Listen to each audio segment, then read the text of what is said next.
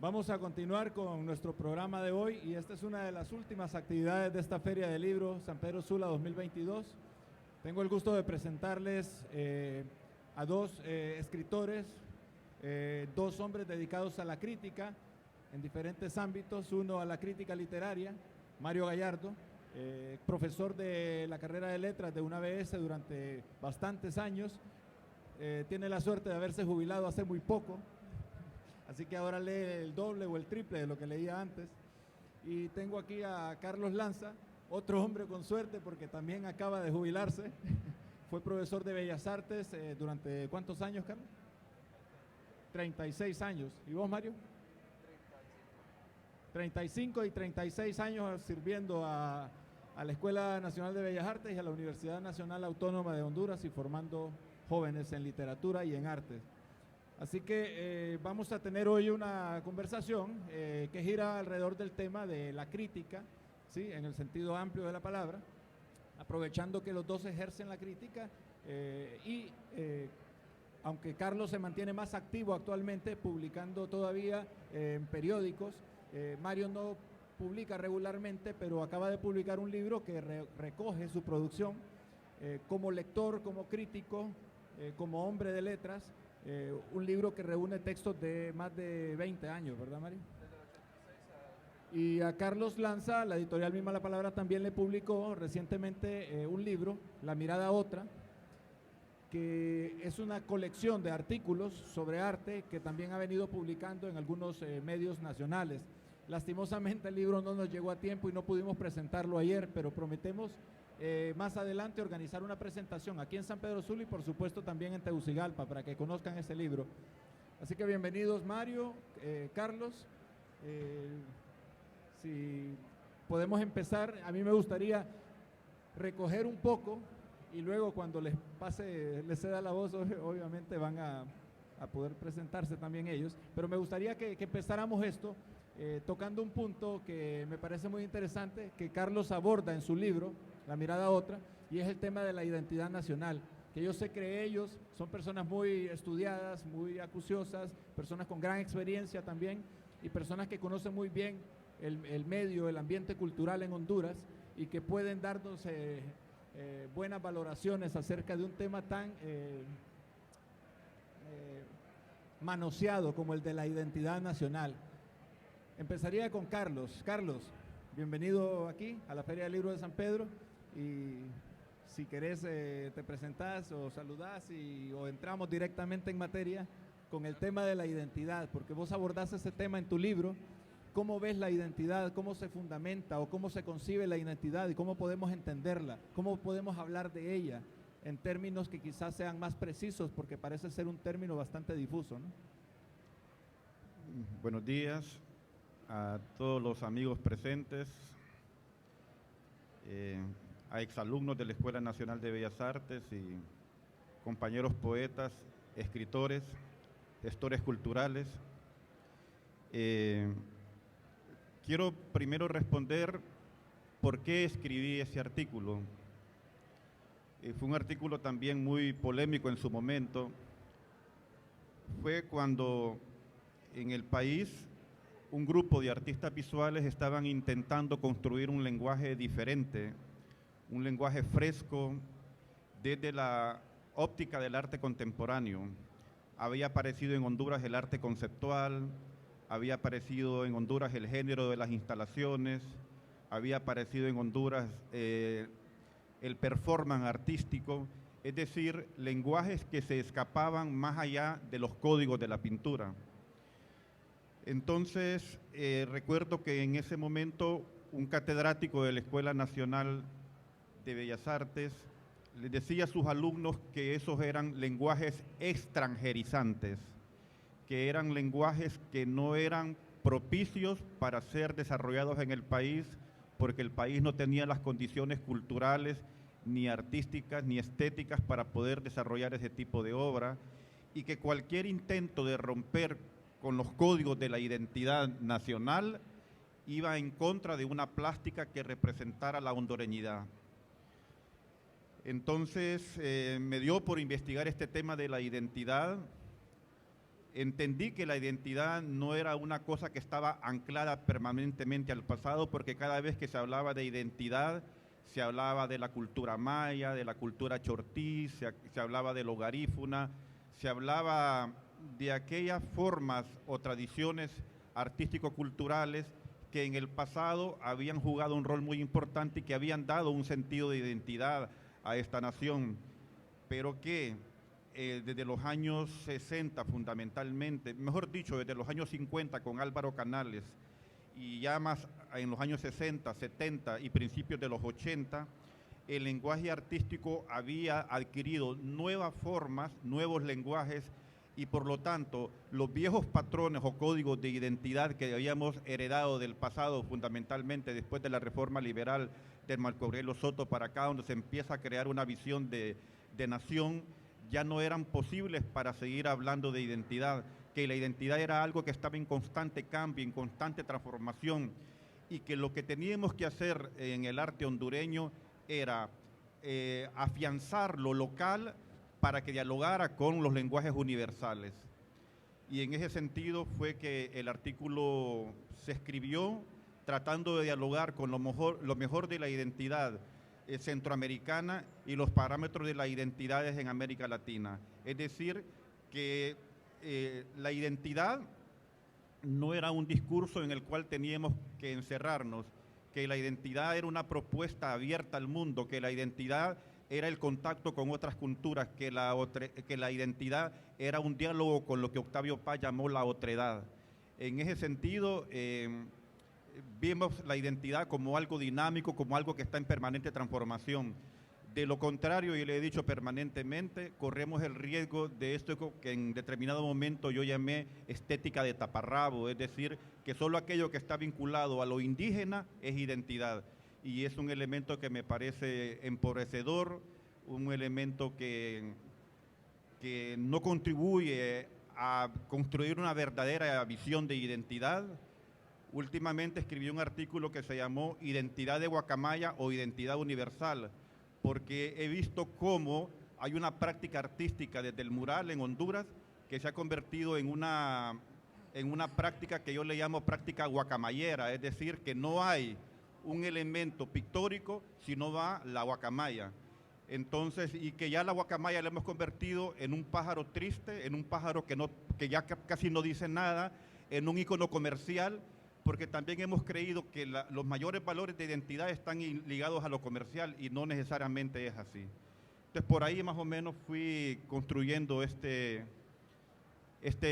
discurso sobre la identidad. Sí. Y antes de que Mario retome el tema, que yo sé que va a continuar, digamos, para discutir lo que Carlos acaba de comentarnos, me gustaría agregarte una pregunta, Mario, para que en tu intervención quizá pudieras abordar algo de esto. ¿Cómo contribuye la crítica? ¿Ah? Porque se entiende que la crítica en Honduras resulta una cuestión muy sensible. En Honduras somos muy sensibles a la crítica porque esperamos que solo exista aquello a lo que, y le voy a poner unas comillas enormes a esto, a lo que todo el mundo llama crítica constructiva. Una cuestión bastante, no sé, iluso el pensamiento derivado de ese concepto, ¿no? Crítica constructiva. Entonces yo preguntaría cómo la crítica contribuye a forjar la identidad en un pueblo, en una sociedad, en una cultura, cómo la crítica puede contribuir a definir los límites del concepto de la identidad. Bien, buenos días.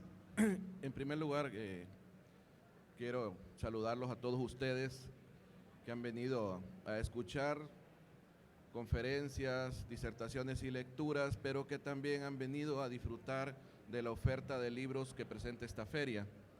Luego quiero no dejar de tocar el tema de que es un placer para mí estar junto a Carlos Lanza, a quien respeto tanto y con quien tengo tantísimas coincidencias en el plano teórico y claro también en el ejercicio de vida. Es muy interesante el tema de la identidad porque yo incluso pudiera comenzar con algún tipo de frase exclamativa que diga: identidad nacional, ¿cuántos crímenes se han cometido en tu nombre?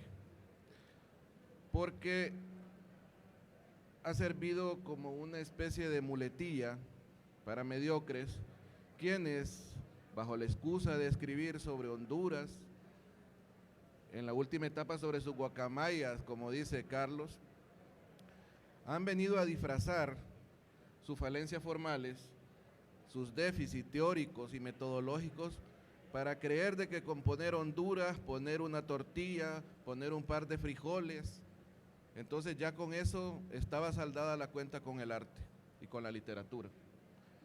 Lamentablemente esto ha sido. Además, la identidad nacional es un criterio a todas luces excluyente. No me voy a extender aquí porque solo podría citar a un teórico de lo más competente que hay, que es Néstor García Canclini, quien ha señalado que la esencia de las culturas no es identitaria esencialmente, sino que lo que la define a las culturas es la hibridez. La hibridez, porque usted no le puede pedir a alguien que no se exprese de la manera que desea, porque esto viene a coartar la individualidad.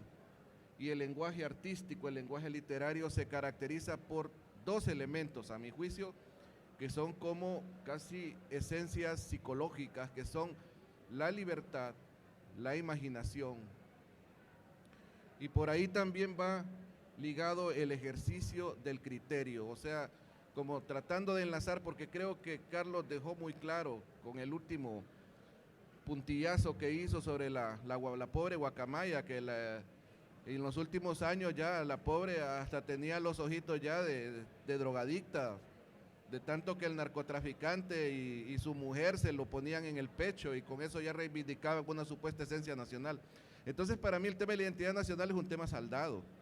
Es un tema saldado porque si ustedes van por ahí se van a dar cuenta de que la esencia no solo del hondureño, sino la esencia universal es libre y es individual y nadie puede poner eso como una norma.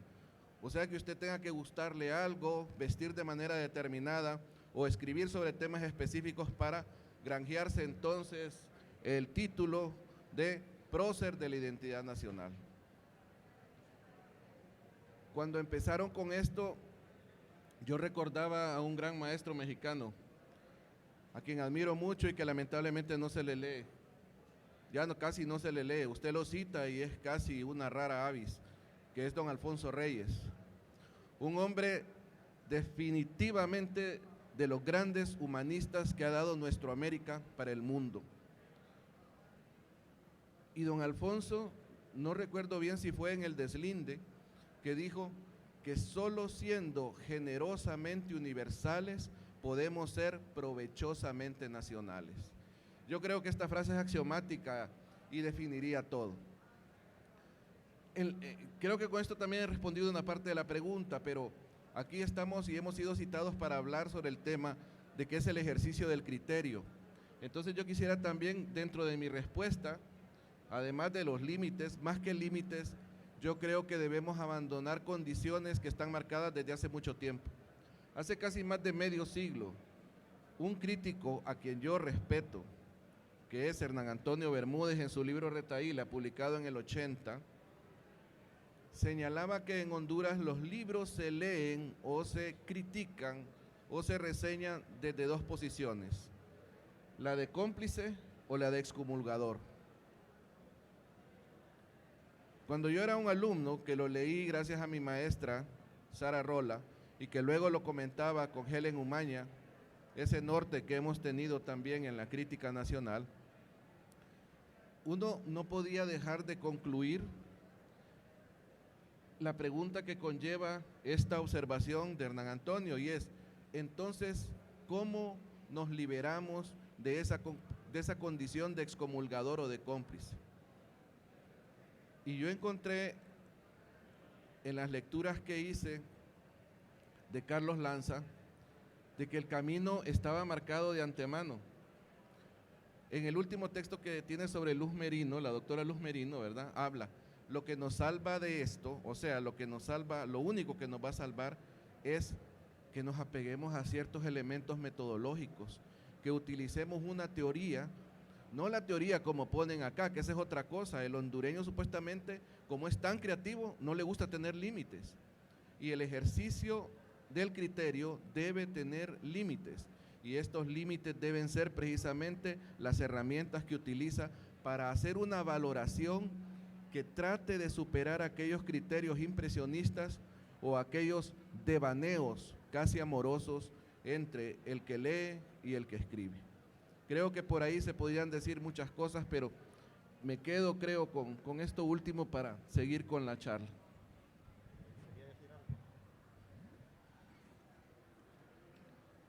No sé si este poema fue escrito en Colombia o en España, pero vean la similitud formal con un poema hondureño. No sé qué tiene el carnicero, pero cuando afila su cuchillo tiemblo. Ahora vean esto. Mi único conflicto honduro-salvadoreño fue con una muchacha, Rigoberto Paredes. Ella, no es Roque Dalton, pensé que era de Rigoberto, bueno, Roque Dalton en El Salvador. Y ella, no sé si en España o en Colombia, en España. Temas diferentes, pero estructura formal casi idéntica. Entonces, ¿qué es esto de la identidad? Si no es aquel cruzar fronteras, verse y leerse en el otro. Y recuerdo que cuando Santos Arzú Quioto hizo unas puertas en Honduras, llegó a Michigan, creo, y se encontró con una mujer pintora que estaba haciendo exactamente las mismas puertas de él. Y los dos quedaron viendo su trabajo y se rieron y se dieron un abrazo. Y vamos a decir que le falta identidad a Santos Arzú Quioto porque lo que estaba haciendo acá se parecía allá. Esto de la identidad es una trampa. Yo no digo que no hayan elementos de identidad que tengamos que reivindicar, pero tenemos que estar abiertos al mundo, abiertos al sentir, abiertos al vivir. Y en esa metáfora vamos a encontrar una identidad más abierta al sentido de la vida.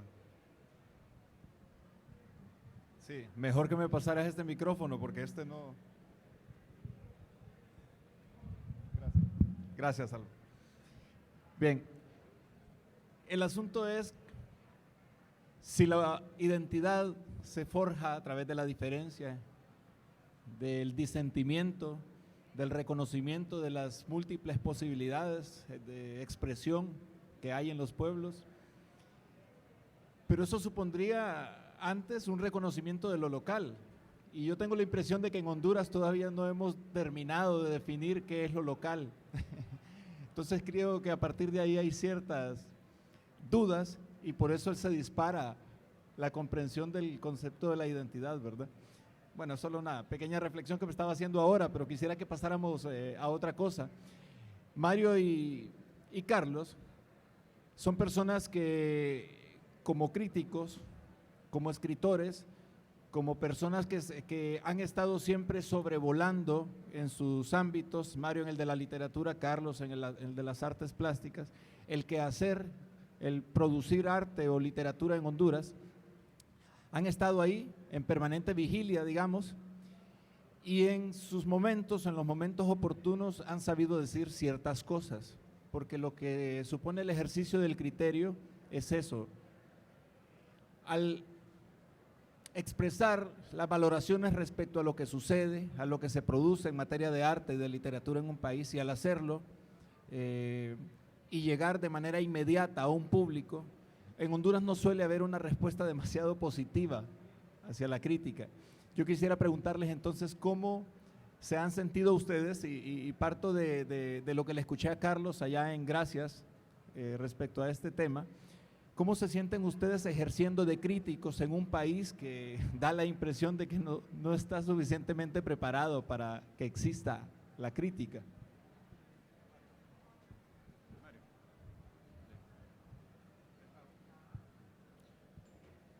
Yo no estoy seguro si estamos o no preparados. Habría que darle vuelta un poco. El viernes, cuando nos vimos con Carlos, conversábamos sobre algo. A mí lo que me preocupa más es el tiempo que estamos viviendo, donde puedo celebrar yo la eclosión de las editoriales alternativas que han venido a liberalizar un mercado que prácticamente era inani, que no poseía una dinámica más allá de donde ese desván al que tiraban la literatura hondureña en las librerías. Sin embargo, hay una enorme pobreza en el plano de la recepción crítica, una enorme pobreza. Empecé a enumerar yo momentos en que aquí coincidió el Cien Pies Cojo, Cronopios, estaba la prensa literaria, en Tegucigalpa se editaban revistas sobre vuelo, Imaginaria, después vino Tragaluz, después vino Umbrales, después se hizo Solar, País Poesible, Astrolabio, Galatea, Viceversas, estaba el Cuarto Brujo. O sea, tenemos, cuando vemos eso, podemos nosotros negar esa frase que señala una ausencia de tradición. Tenemos una tradición literaria fuerte, hemos tenido una tradición fuerte también de ejercicio de la crítica que viene desde los principios, viene de Valle, viene de Froilán, de Juan Ramón, viene de ejercicios también notables hasta en su excentricidad como Manicomio de la Inés. Entonces hemos tenido nosotros toda una tradición, pero en este momento tenemos una eclosión de producción, pero no tenemos una contraparte crítica. Giovanni señalaba, Tercer Mundo cerró, ¿por qué? Bueno, no se pudo seguir pagando, Marco Antonio está haciendo un esfuerzo con su barco ebrio, pero en general no tenemos. Este espacio por eso es un espacio extraordinario, porque comentar, ¿desde hace cuánto no se hace un congreso que valore la literatura nacional? Años, simposios, el último fue en el 91, el último CILCA, o sea, Congreso Internacional de Literatura Centroamericana, que servía para reflexionar, fue también en el 92, 93 creo. O sea, ¿desde hace cuánto tiempo? Y uno de los peligros que yo señalo es que se deje la valoración crítica a la página de un único periódico, con filiaciones políticas que definen también una estética privativa y cómplice. Y no digo, ahí yo leo a Salvador, leo a Carlos, pero cuando leo a los que no firman y que colocan una cuestión casi a la par de donde aparece pelándose Campanita y colocan la literatura ahí, para mí es una evidente falta de respeto. Para mí es una falta de respeto también que alguien que no tiene la formación teórica hable sobre literatura queriendo ponderar valores inexistentes o valores que se inventa o valores que no tienen ningún sustento. Ese es un peligro. No les ha gustado a muchos y señalan de que el acartonamiento, yo haría un llamado, digamos, la academia tiene que retomar eso. Ayer que conversábamos con Carlos Ordóñez está haciendo una labor en eso, está tratando. Entonces hay que llenar esos espacios, pero los periódicos nacionales que por obligación tienen tener o crear secciones literarias, no las tienen, ni de arte tampoco, no las tienen. Entonces, 80s y 90s, en medio de condiciones creo que mucho más difíciles en el proceso creativo, ahí estaban esas contrapartes, ahora no las tenemos.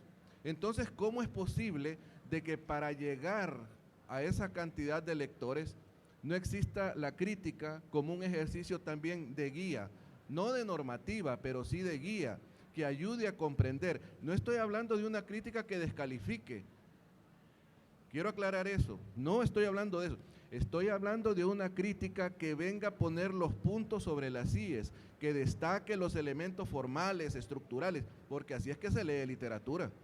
Usted no va a venir a querer vender una literatura diciendo, ay, pero eso me encanta, eso me gusta. ¿Qué criterio es ese? ¿En qué se basa ese criterio? En la pura impresión. Y si nosotros nos vamos a los textos de crítica literaria que se construyen prácticamente desde principios del siglo XX, vamos a ver nosotros que todos los acercamientos que parten de personas competentes también parten de la negativa a aceptar o permitir el impresionismo como un elemento que va a definir la obra literaria. Entonces, esos son como asuntos que hay que plantearlos. El problema es que no existen los espacios para plantearlos. En el trabajo personal de uno, en el caso mío mínimo, que vengo y publicaba en Tercer Mundo algunas cosas cuando creía yo que debía decirse algo, que esa es otra cosa, es de mi libertad personal, pero tratando de ponderarlo con elementos teóricos ahí. Entonces, aparte de eso, ya no tenemos un espacio donde ni hablar, como es este el caso, ni tampoco donde expresar. Y eso para mí es preocupante. Coincido con Mario, el tremendo problema de la recepción hacia la crítica. Y en el caso particular, a veces me he sentido muy solo porque la crítica literaria ha tenido a un Hernán Antonio Bermúdez, ha tenido a Mario Gallardo, la crítica literaria ha tenido a una Helen Umaña, la crítica literaria ha tenido a Héctor Leiva, es decir, ha tenido a José López Lazo, pero en el caso de la crítica de arte, de las artes visuales, el que ha sostenido un discurso constante ha sido su servidor, luego en su momento Ramón Caballero y así también esporádicamente, pero con consistencia, Alan Núñez. Pero quizá la voz más visible por el trabajo constante que he sostenido ha sido la mía, y obviamente el que más se ha expuesto a esta pobre recepción, ¿no? Porque cuando uno escribe desde la idea de contribuir a que la cultura artística se desarrolle, se cimiente, se empodere de una perspectiva más moderna o más contemporánea, que abra caminos, pero la gente lo toma como que lo que uno escribe está buscando dañarlos o invisibilizarlos, y lo que más he recibido en un determinado momento han sido, le decía a Mario, insultos, porque ante la falta de argumento lo que prevalece es el resentimiento, ¿no? Entonces, pero esto tiene que ver fundamentalmente también con la formación en la Escuela Nacional de Bellas Artes, porque se ha impuesto una mirada bastante artesanal del arte, y en esa mirada muy artesanal del arte se ha despreciado la formación teórica. Hoy en día el artista que no entienda que debe estudiar, que debe leer, que debe fundamentar su argumento, está acabado o no tiene mucho tiempo para poder caminar en el mundo del arte. Tiene las horas contadas, porque hay un proceso de intelectualización en el arte importante que tiene que vivirse y no se está viviendo. Pero poco a poco se va abriendo camino. Por ejemplo, con el libro de Salvador Madrid, que me publicó con la editorial Efímera en julio de este año, yo tenía el temor de que ese libro tal vez si se vendían 2, dije yo, es bastante, porque ¿quién va a leer crítica de arte en Honduras? Y resulta ser que fue el libro más vendido, y ayer tuve el privilegio de firmar los últimos 3 que quedaron. Y yo me pregunto, ¿quién se está interesando por la crítica de arte en el país? Entonces significa que hay un público que ya está escuchando, que hay un público que está recepcionando de manera diferente, o hay un público que quiere enterarse. Y luego está el aparecimiento de otro libro que también fue publicado, La Mirada Otra, que no se presentó ayer por una circunstancia especial, pero también el hecho. Las editoriales, ¿por qué se están interesando Efímera y la editorial Mi Mala Palabra por producir libros de crítica de arte? ¿Está incidiendo ya la crítica de arte en un sector de la recepción? ¿Tendría que ser tan pesimista como fui hace poco o debo tener una perspectiva diferente? Me pregunto, ¿la compra de los libros significarán realmente que se está abriendo una perspectiva diferente, o es una circunstancia atípica? He sido tan polémico que a lo mejor la gente quiere comprar esos libros para saber por qué soy polémico, qué sé yo, ¿no? Si no hay un poco de morbo en todo eso. Pero la idea es que no ha sido fácil, no ha sido nada fácil. yo le decía a Mario, tomándonos un café, tengo tantos machetazos en la cara que si me pegan otro más no me doy cuenta o no se me nota, le digo yo. Porque la gente ha sido muy dura con los textos que uno ha escrito, ¿no? Y pensando que uno nunca los ha hecho para joder a nadie, ¿sí? Yo todavía recuerdo hace algunos años, en medios escritos, había discusión, un poco más de discusión sobre temas de arte o de literatura. En estos tiempos me da la impresión de que son tiempos de calma o de aparente calma, y que cuando esa calma se rompe únicamente sucede en Facebook. Y a veces no nos damos cuenta, o se da cuenta todo el mundo menos el aludido. Pero las grandes discusiones, los grandes debates que solían haber antes en los medios escritos, no parece que los haya ahora. Parece que todo el mundo le rehúye a eso de discutir, de oponerse al criterio del otro, de manifestar sus dudas respecto a lo que otro ya dijo, y no se atreve a replicar. ¿Cómo sienten eso ustedes, que obviamente han publicado textos que para mí deberían suscitar una gran discusión, un debate mucho más prolongado, pero que parece que cuando esos textos se publican se quedan ahí, empozándose en el resentimiento de unos pocos que apenas alcanzan a veces a manifestarse a través de las redes sociales, empobreciendo la posibilidad de esa discusión o de ese debate? O sea, entonces es como querer arar en el mar de algún modo, ¿no? Escribir con sentido crítico, vertir tu criterio en un texto, y de algún modo ustedes esperan respuesta en un medio como el hondureño, esperan que haya alguien que les replique o que amplifique sus voces, o que amplíe sus razonamientos, o que intente o que quiera debatir con ustedes. ¿Lo esperan? ¿Están esperando realmente eso, o esperan que se quede ahí en esa publicación y que no haya respuesta? Porque eso es lo que parece que sucede, ¿no? Pues ese es, sin lugar a dudas, un buen punto. Digamos, yo solo puedo hablar de mi caso particular. Yo lo que esperaría es de que la gente leyera con atención y que discutiera las ideas. Pero lo que viene, por suerte yo no tengo Facebook, yo me entero de cuando me machetean por Giovanni, ¿verdad? Pero todos son ataques a la persona. O sea, la diatriba y a la persona, ¿verdad? Hay algo que no les gusta, así como en la caricatura de Quino, cuando llegan los militares y no hay ningún argumento para darle golpe de Estado, todo eso es evidente ahí, y les dice, pues sucede, señor, que no nos gustan sus corbatas, le dice. Entonces algo expresan de que no les gusta de lo que dije, pero uno lo que esperaría finalmente, creo que prácticamente ya lo había respondido Carlos en una pregunta casi retórica, es el hecho de que respondan a las ideas, o sea, que haya un debate por vez primera sano, que se dio en otros tiempos, ¿eh? Que digan, bueno, aquí les ha dolido siempre el citar a alguien, no se puede citar porque el hondureño es tan genial que entre más tonterías diga, pero que sean propias, hay que considerarlo más inteligente. Eso es lo que me parece a mí, desde que empecé la carrera de letras me ha sucedido eso. Hubo un tiempo acá que hablábamos con Carlos y coincidimos de que citara a Borges, a Octavio Paz. Esa era una mácula que llevaba usted, y una mácula política, cuando hay que separar el ejercicio político, si es que existe, del ejercicio literario.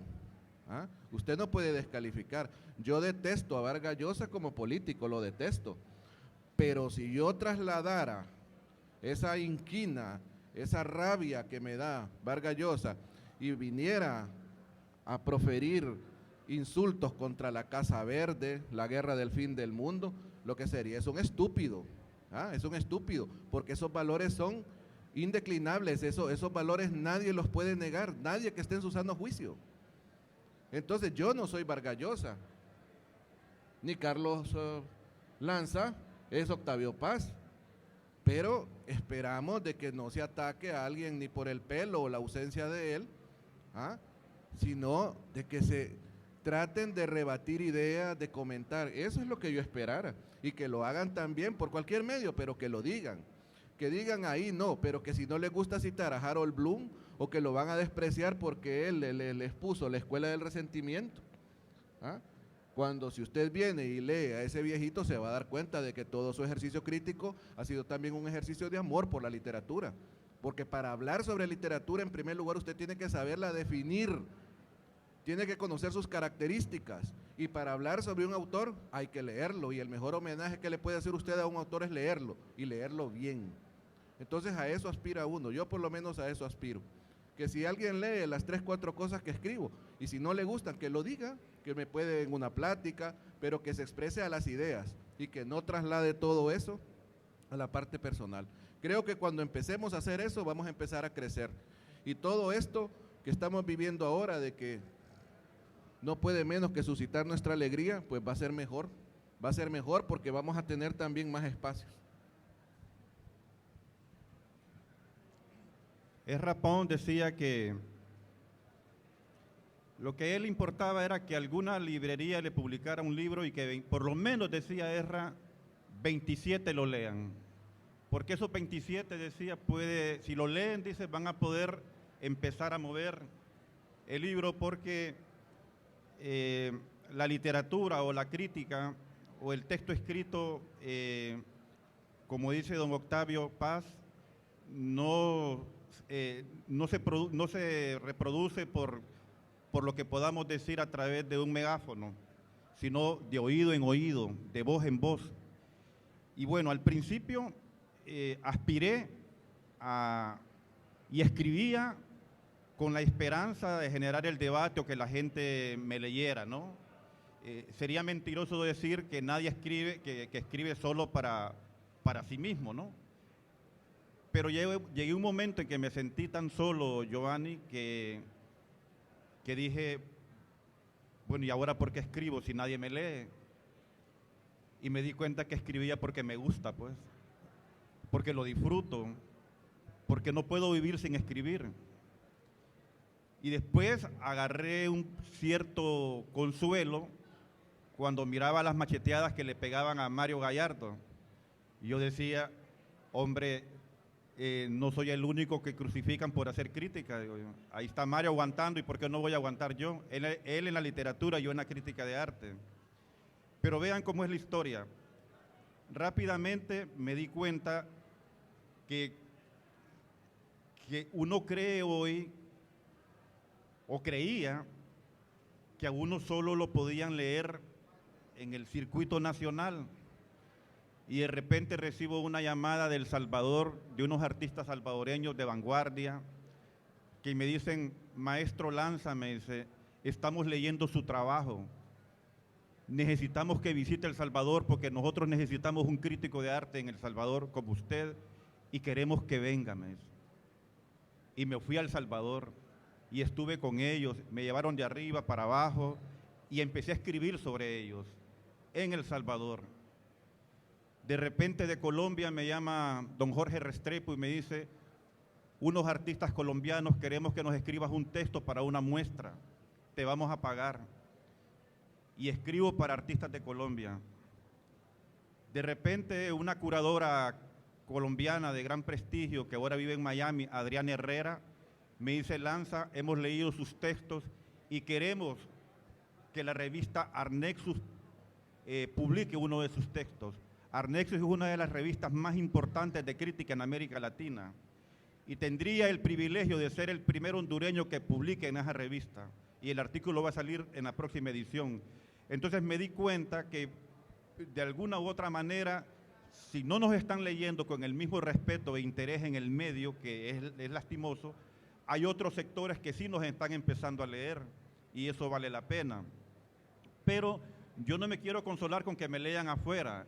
Estamos haciendo el esfuerzo también porque una camada de jóvenes interesados nos puedan escuchar y en ese sentido le he hablado ayer a Javier Tinoco que quiero estar viniendo más por San Pedro Sula para ver si reunimos a un grupo de jóvenes y empezamos a hacer talleres en ese terreno.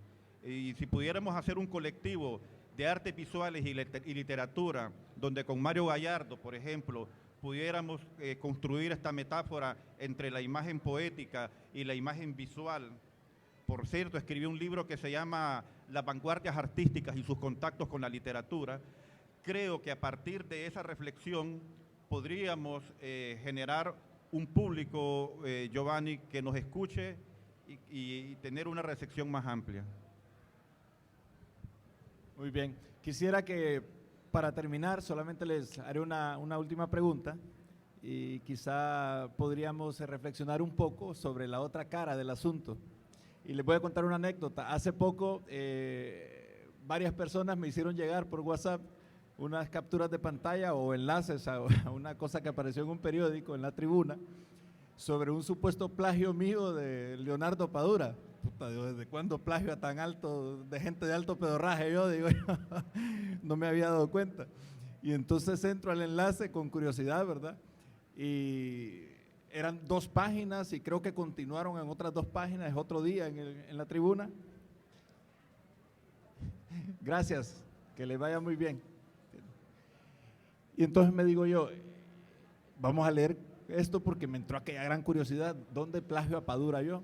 En resumen, aquellas creo que 4 o 3 páginas que publicó La Tribuna en 2 días, yo plagiaba a Leonardo Padura porque tengo una novela titulada Los días y los muertos. Según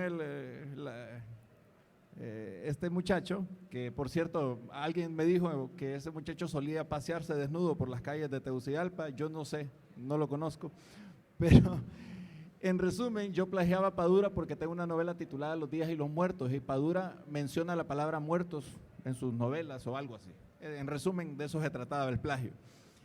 Y cita a Derrida, a Roland Barthes, a Chomsky, y cita con comillas, con números de página, un libro mío, y a Padura y a no sé quién más, pero un completo disparate, ¿verdad? Después supe que el muchacho había sido alumno de Galel en la carrera de letras en Tegus, y de ahí digo yo los apellidos Barthes, Derrida y Chomsky seguramente, pero una mezcolanza de aquella, una locura que yo me reía.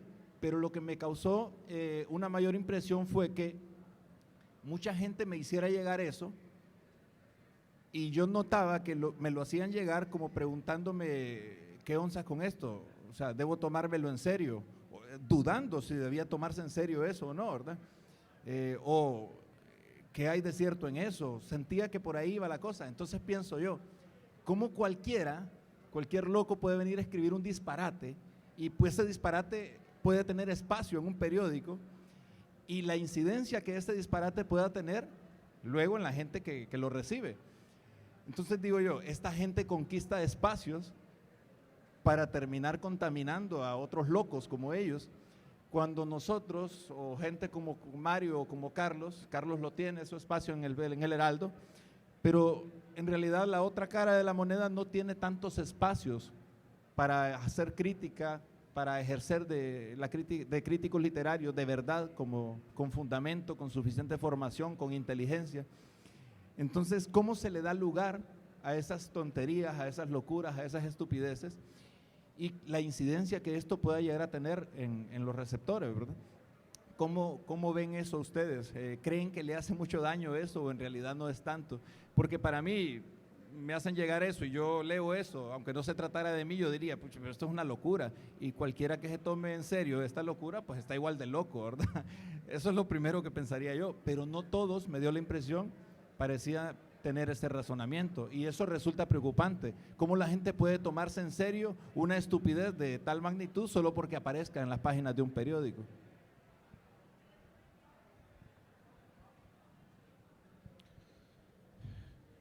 Beber sin freno y leer sin sentido intoxica de la misma manera, definitivamente. Pero este tipo de anécdotas o de ejercicios anecdóticos en cierta medida son preocupantes, pero a quien desnudan primero, antes que al autor, es al periódico. Yo recuerdo cuando saqué un curso de edición avanzada con Ruth Merino, la doctora chilena de que ha trabajado en periódicos cuando tuvo que huir, sobre todo después de Pinochet de Chile, nos puso un ejercicio, nos dio un texto a leer. No decía nada del periódico, solo la nota. Entonces yo en voz baja musité, esto es una mierda. Yo. Habían otros ahí que cuando ella dijo, bueno, dice, ¿qué opina usted? Y aquel empezó, ¿verdad? No, mire, de que aquí dice que no sé qué. Bien, otro. Mario me dice, repite lo que dijiste. Y yo digo, puta, ya me agarró esta señora, digo, por andar de pendejo como siempre. Entonces vengo y le digo, lo que dije, sí, que es una mierda. Y los periódicos que publican eso también son una mierda, les dijo. Esa es la labor del editor, pero como acá no hay editores, y luego ciertas lecturas, como te digo, pueden intoxicar porque leen sin sentido. Se han puesto de moda algunos autores, pero ¿qué pasa? Esos autores llevan estudio. No solo es de extraer una cita fuera de contexto y querer aplicarla. Digamos, ese es un absurdo, una sin razón, decir de que ese es un plagio. A mí me mandaron también eso, yo ni le había comentado a Giovanni, y es una tontería, o sea, ¿qué responder uno ante eso? Pero ¿qué pasa? Que estas tonterías toman carta de ciudadanía y se convierten en ataques groseros contra el autor. Son irrespetos al ser humano más que al autor, porque a veces ellos ahí agarran y como quien dice, trapean con todo. Lo que hay que revestirse en este país, si usted finalmente eligió ser artista o literato, es de una coraza. Y también estudiar para saber diferenciar de dónde vienen y qué sustento puede tener un texto de ese tipo. Yo recuerdo, yo también encontré consuelo al ver cómo le macheteaban al amigo Carlos, porque digo yo, bueno, pues algo se debe estar haciendo bien cuando se reciben también ese tipo de ataque. Y uno no puede menos también de que sentirse un poco hermanado al leer y que esa persona tenga también ese mismo tratamiento, pero no deja de preocupar. Por eso les digo, el camino yo creo que ya yo lo he planteado. Ese tipo de cosas en primer lugar no deben salir en periódicos. Y en segundo lugar, si usted discrepa de algo que alguien dijo, de algo que escribió, hable pero con sentido, responda con sentido y evite la alusión personal. Sí, tuve la oportunidad de leer ese sancochado de citas, ¿verdad? Y yo se lo envié a Giovanni y Giovanni ni se daba cuenta. Fue terrible, pero es que en el país no existe lo que se denomina periodismo cultural. El periodismo cultural es una especialidad dentro del periodismo. No lo tiene ninguna universidad y los que se han acercado a ese tipo de periodismo más elaborado, en el caso del Heraldo tengo que reivindicar a Samaí Torres, que hace un trabajo serio, ¿verdad? Ella misma dice, tengo que estudiar más, pero como editora, mi editora no haría una estupidez como esa, ¿no? De publicar algo así. Porque con ella conversábamos y me dijo exactamente lo que me señaló Mario. El problema no es el tipo, me dice, sino el periódico que le abre las puertas. Y en el periódico no hay quien esté por encima para decirle a este tipo, no te vamos a publicar esto porque el problema no es que debata con la obra de Giovanni, el problema es que los argumentos son absolutamente torpes. Y eso se deja pasar y sí hace un profundo daño porque la gente cree que aquí hay un dicho, si apareció en la prensa, si apareció en la tribuna, si apareció en el Heraldo, apareció en la televisión, es cierto. Entonces, porque los periódicos de una u otra manera legitiman y no hay criterio para eso. Los periódicos son terribles, miren, por ejemplo, hubo un tiempo que después de que yo presentaba un artista, acostumbraba a que el periodista venía y me pedía la página que había leído de la presentación. Hombre, a los 2 días aparecía la nota periodística, tal como que el periodista la había escrito y no me citaba por ningún lado. Y cuando le pregunté a este periodista que por qué eran así, me decía, es que en el formato del periódico no acostumbramos a hacer esas cosas de dar créditos, me dice. Agradezca, me dice, que fue publicado los argumentos y todo, me dice. Oiga bien, agradezca. O sea, se había llegado ya a lo más cínico, ¿no? Entonces, de esa manera es lo que podría decirte, no solo a ti te lo han hecho. Hace poco se lo hicieron también a otra poeta que con los mismos argumentos, no sé si al mismo tipo, puta, la jodieron pues, la despedazaron.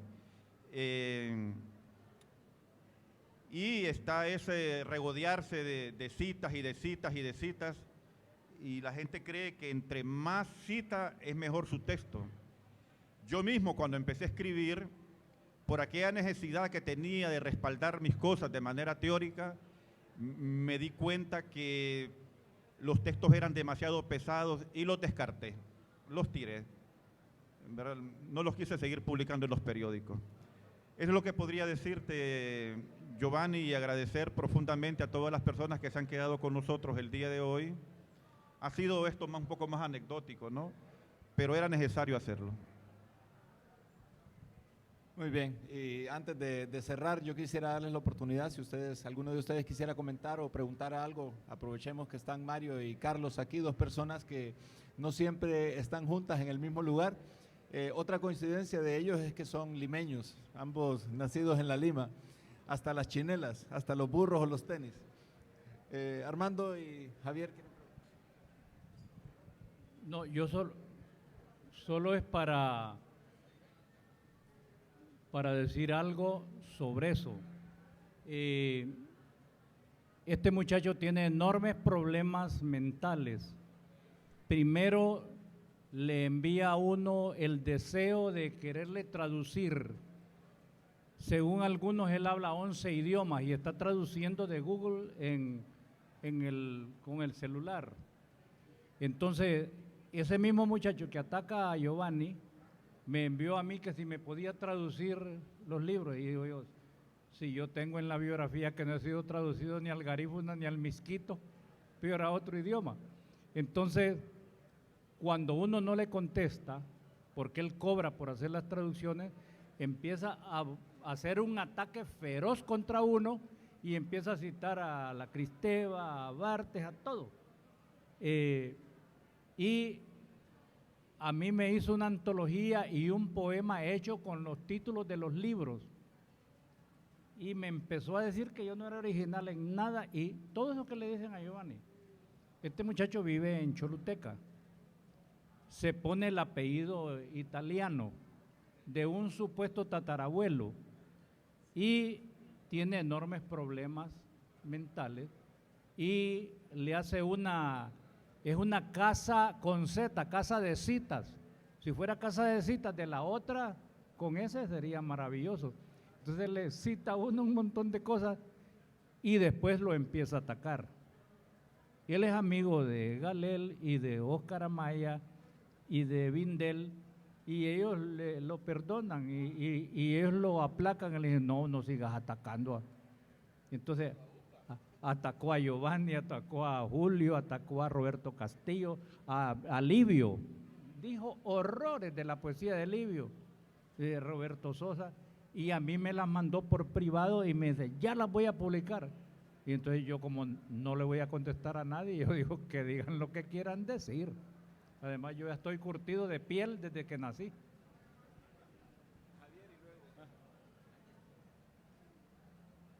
A ver, tengo que acercarme. En primer lugar, quiero darles las gracias. Creo que, no sé si yo me equivoque, pero no tuve la oportunidad de estar en otro conversatorio. Esto es lo mejor de la feria. Tenerlos a ustedes tres juntos es para mí una enorme experiencia y algo que creo que hay allí atrás, mucha gente que debe atesorar este momento, que es un momento histórico para mí.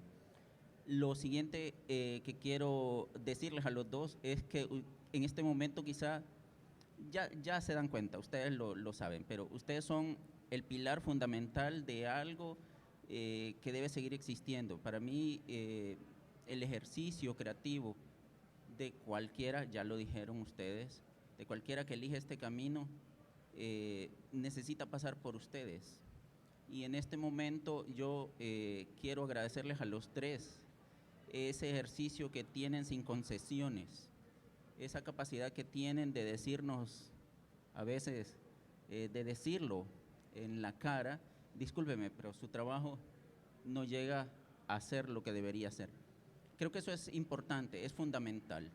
Quiero agradecerles eso y quiero invitarlos a que continúen a pesar de las machetadas, porque ahora la otra cosa, dejemos de invertir tiempo en ese que machetea, no me interesa.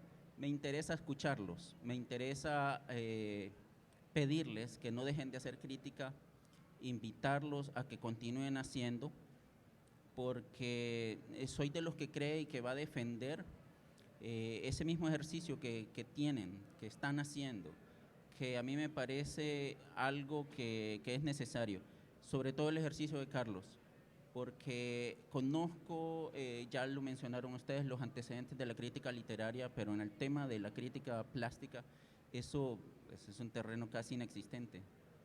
Y quiero decirle a Carlos, sabemos que ese ejercicio que ahora es solitario, realmente es un pilar fundamental del nuevo ejercicio de la plástica hondureña. Yo quiero que sepa que no debe abandonarlo, que por el contrario inspira y exige, y esa es la cosa que quiero que se quede hoy en esta entrevista, agradecerles esa exigencia que debe continuar, y por favor exijan más, es necesario. Hoy tenemos 17 editoriales, 16 editoriales y no sé cuántos escritores. Necesitamos también otros espacios, otras cosas. Yo sueño con Giovanni y le digo, nos faltan libros o editoriales dedicadas al arte. Sueño con catálogos, críticas, biografías artísticas sobre la obra plástica también. Nos hace falta, y nos hace falta también dirigir una mirada hacia los niños. Creo que nos interesa esa generación joven para precisamente seguir su ejemplo. Sé que hay gente allí que seguramente hoy está soñando no con ser escritor, sino con ser crítico. Muchas gracias. Perfecto, Tinoco. Bueno, yo estaba escuchándolos con mucha atención, ¿verdad? Porque el conversatorio se partió, ¿no?, en dos temas. Uno con el tema de las identidades, que a mí siempre me ha parecido interesantísimo, y es, por ejemplo, también el abordaje que se hace, porque normalmente cuando se habla de identidades, pues uno también se coloca en un lugar, ¿no?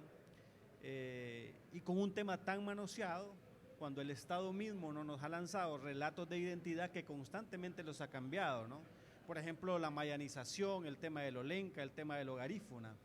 Pero también habría que acercarse al tema.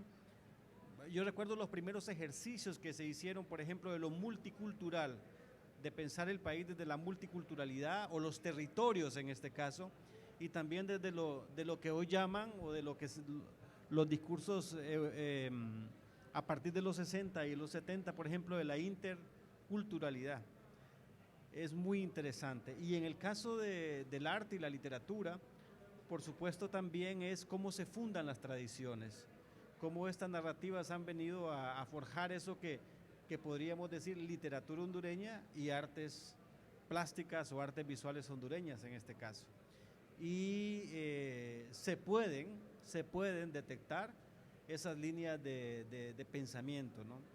Yo creo que la crítica no es un género anfibio como se ha planteado siempre. Creo más bien que la crítica es parte de toda dinámica alrededor del ejercicio de la cultura que se necesita.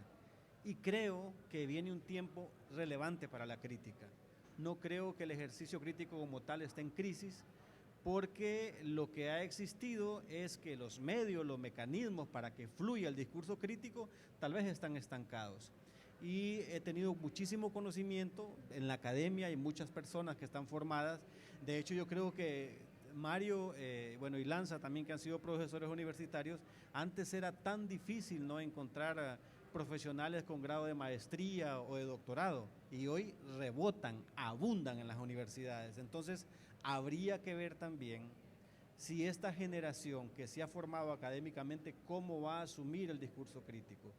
Yo lo veo muy necesario. En el caso de artes visuales, yo empecé a leer a Lanza en los 90s, y una de las primeras tareas fue precisamente hablar del tema de identidad, pero también el discurso crítico de Carlos Lanza evolucionó en estos últimos 20 años, porque está marcadísimo, ¿no?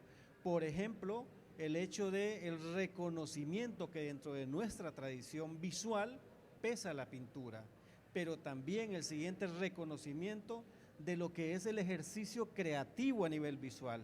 Y uno de los grandes puntos que creo yo que dentro de los libros de Lanza y dentro de los ensayos, que Lanza hace es la exigencia a asumir el arte precisamente como la creación de lenguajes, ¿ya? Y más allá de la creación de lenguajes, como el mero ejercicio intelectual. Entonces, ¿qué sucede? Es ahí donde se hace el primer cuestionamiento a una tradición de manufactura, a una tradición de artesanía, a una tradición objetual del arte, que si no es pintura, que si no la tocas, que si no la miras, que si no la fotografías, no es arte, ¿ya?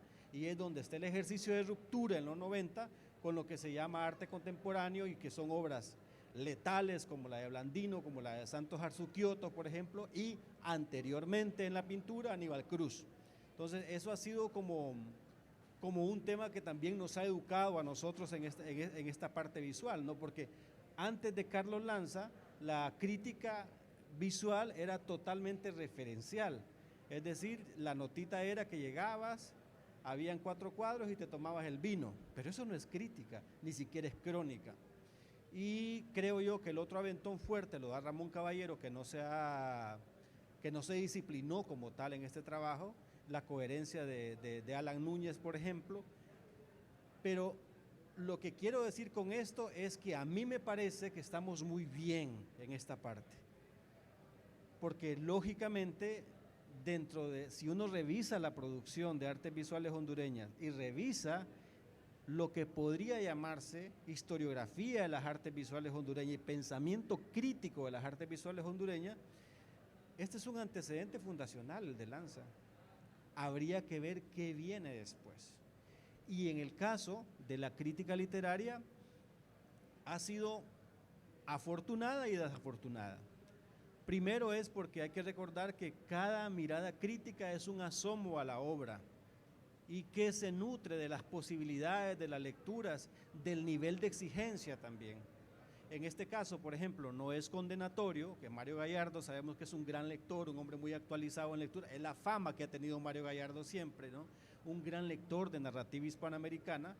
Entonces, su nivel de criterio con su academia, al momento de catar, al momento de verificar un texto, tendrá esa exigencia.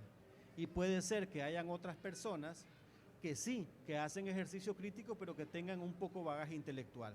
Entonces, fíjate con esto cómo el mapa de la crítica también se va a configurar. Y una pregunta o un comentario que me parecería interesante si lo abordan, es que hay otras miradas de la crítica, como la crónica periodística, por ejemplo, ¿no? Que es un híbrido de la crítica, ¿ya? Pero que de alguna manera son narrativas interesantes. Entonces, yo sí creo que cuando hay una obra que es una mierda, pues que sea una mierda, que la lea quien la quiera leer, y en esto sana mi comentario y sana las heridas Mario Gallardo cuando dice, hubo un momento que yo estaba tan atento a todo y tan preocupado por todo, pero hay un momento, y escribo desde una trinchera de resistencia, pero hay un momento que me doy cuenta que con esta idea de democratizar cultura, de abrir, ¿ya?, que puede ser un espejismo, hay cosas que ya no están en las manos. O sea, es inevitable, por ejemplo, que haya tan mala literatura, tan mala poesía, tan mala narrativa, tan mal artes visuales. O sea, es inaudito que la Escuela Nacional de Bellas Artes esté en un estancamiento desde hace casi un siglo, ¿no? ¿Ya? Pero la cosa es que cuando se escribe también, atemporalmente, el día que la Escuela Nacional de Bellas Artes decida cambiar y que se haga una revisión teórica, ¿dónde cree que van a pegar? Pegarán en los textos de Lanza, pegarán en los textos de Pablo Zelaya Sierra, que es su maestro, ¿no? Porque creo que el manifiesto yo siento esa cita constante suya del maestro Pablo Zelaya Sierra. Así que yo deparo para la crítica el mejor de los futuros. Y hay algo que es otra cosa que es importante, y aquí yo creo que como actores culturales y como gestores sí podemos comprometernos, porque hay cosas, Mario, que sí están en las manos de nosotros. Y es, por ejemplo, hacer el ejercicio del Congreso de crítica literaria o de crítica de artes visuales. Ya desde la academia, nosotros tendríamos esa responsabilidad como asociación de editoriales de generar ese espacio y de generar entre todos, Giovanni, la memoria. ¿Para qué? Para que todas esas conferencias, todos esos comentarios queden también dentro de la cultura editorial registrado, porque esto es importante. Y si se está grabando el conversatorio, me alegro, porque sí son antecedentes. De hecho, habría que hacer un ejercicio también de crónica de este momento, porque son puntos muy importantes los que se han tocado, dispersos de manera general, pero que son latentes y seguramente son los que nos van a desvelar, los que nos van a apasionar y los que nos van a hacer trabajar en el futuro. Así que muchísimas gracias por el conversatorio y por la generosidad de ustedes de detenerse también a hablar sobre literatura y hablar sobre artes visuales. Eso es valiosísimo y sí vale la pena y sí tiene consecuencias, y es muy seguro que, como dice usted, Carlos Lanza, cuando publicamos su libro de crítica, ¿por qué se venden más de 100 ejemplares? ¿Qué pasa? O sea, sí hay un público para la crítica. Por supuesto que hay un público para la crítica literaria y para la crítica de artes visuales, y yo estoy seguro que en la medida que la producción crezca, ¿ya?, y que los autores de crítica comiencen a discursar sobre aquellas cosas que creen valiosas, entonces vamos a configurar un gran panorama de la literatura y de las artes visuales.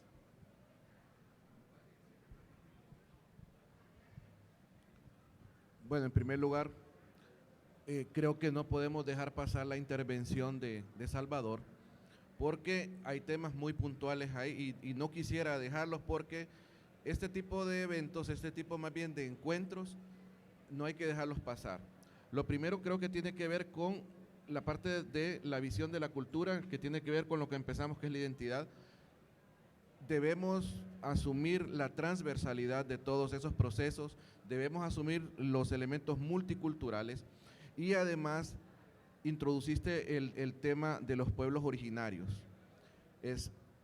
Llama mucho la atención el hecho de que cuando empezamos a ver las miradas sobre esto, como lo que dijo Carlos, desde una visión bastante precisa, quirúrgica casi, el tema de lo de la guacamaya es mucho más peligroso, porque cuando estas cosas están ligadas a otros procesos también, esas apropiaciones que decís llegan a lo material, porque he escuchado de personas a quienes respeto mucho y en quienes creo, de que hay todo un fenómeno de apropiación que va más allá de la alfarería entre los lencas, y está también con la cuestión de las telas. Entonces, no son de ellos, entonces son procesos peligrosos. Ahí sí deberían todos los identitarios y todos los hondureños actuar. Entonces, no dejar pasar eso, el tema de lo transversal, que para mí es puntual, el tema también que tiene que ver con esas apropiaciones indebidas, casi indecorosas. Y lo otro, cuando habla de las tareas del porvenir, y voy a sumar un poco también lo que planteó de cierta manera Tinoco. ¿Cuáles son las tareas que quedan, Salvador, además de lo que planteaste? Para mí hay dos vías. Una tiene que ver con lo que estamos haciendo ahora, y es el tema que debemos impulsar una nueva dinámica que contemple la hibridación de los procesos de crítica. Tenemos ejemplos enormes de cómo alguien desde la literatura está también aportando. Carlos anda con el libro de Octavio Paz, hemos hablado de lo que ha hecho un Walter Benjamin también sobre esto, que desde esas miradas se enriquecen. Y lo otro que sí estás retomando es el tema de encuentros, de congresos, de memorias. Ya la tarea que queda para la academia, después de esa eclosión también de títulos, que en nuestro tiempo eran mucho más difíciles, conlleva una responsabilidad, porque ya no podemos ver los ejercicios para Honduras desde el plano totalmente personal. Necesitamos la integración de equipos multidisciplinares para que tengan esas visiones holísticas sobre esto. Y en literatura debemos saldar deudas. Creo que igual en arte, pero en arte yo veo más historia, más historiografía relativa al arte, miradas precisas. Hay textos que pueden tener algún tipo de falencias, pero por lo menos dan fe. Por ejemplo, el que se escribió sobre la Merced, sobre el grupo La Merced. Entonces veo más, pero en literatura veo yo que tenemos todavía más. Entonces la visión para mí desde la academia, si es que hay alguna persona aquí o que esto vaya a trascender, es que hay que integrar equipos para lograr saldar todas estas deudas. Una de ellas, yo hablaba con el hijo de don Ramón Amaya Amador, y yo le decía que es insultante que no tengamos las obras de él en ediciones críticas, igual de Arturo Martínez Galindo, de nuestros grandes poetas. Entonces, ¿qué pasa? Que esas visiones y esas tareas son una tarea terrible para una sola persona. Deben integrarse grupos, deben haber iniciativas desde el Estado y la Secretaría de Cultura, y deben también visiones desde la academia para saldar todas estas deudas. Si no lo hacemos, vamos a seguir rezagados y vamos a quedar atrapados en ese marasmo y eternamente en la disyuntiva que hace más de 40 años planteó también Hernán Antonio, o el cómplice o el excomulgador.